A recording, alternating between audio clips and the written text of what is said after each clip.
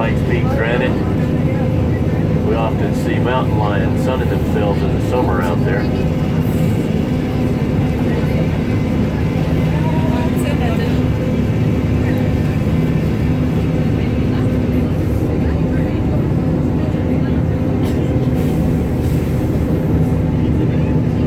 Ways of grain, remember that? The Purple Mountain's majesty above the fruited plain. But she finished all that poem in one day down in Colorado Springs when she got back, and it was later set to music. And it was right about here she looked off on the three-seat side down and was inspired to write those words for America the Beautiful. And it's not hard to see why. There's Colorado Springs spread out before you. A little cloudy through there, misty. We're in the lower clouds now. There's Black Forest also, that dark, looks like a cloud shadow. It's actually the largest pinyon forest on the front range. Way, way, way out canyon.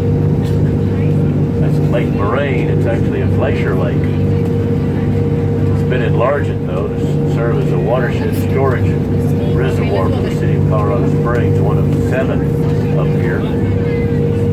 The city of Colorado Springs gets about 20% of its drinking water off the snowmelt from Pikes Peak.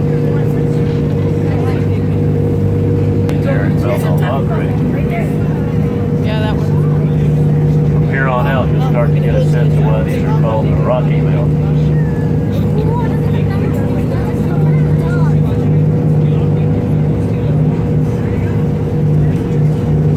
Guys up front, look down over there on the three-seat side, you'll see an ancient bristlecone pine tree.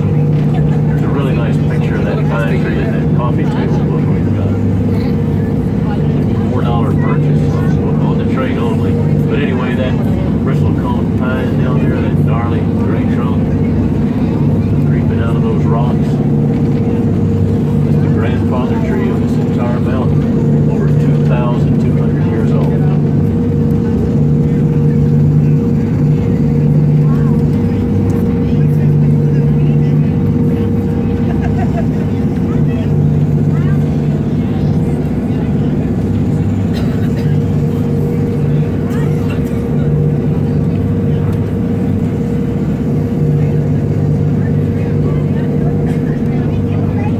Anybody know who this mountain was named after?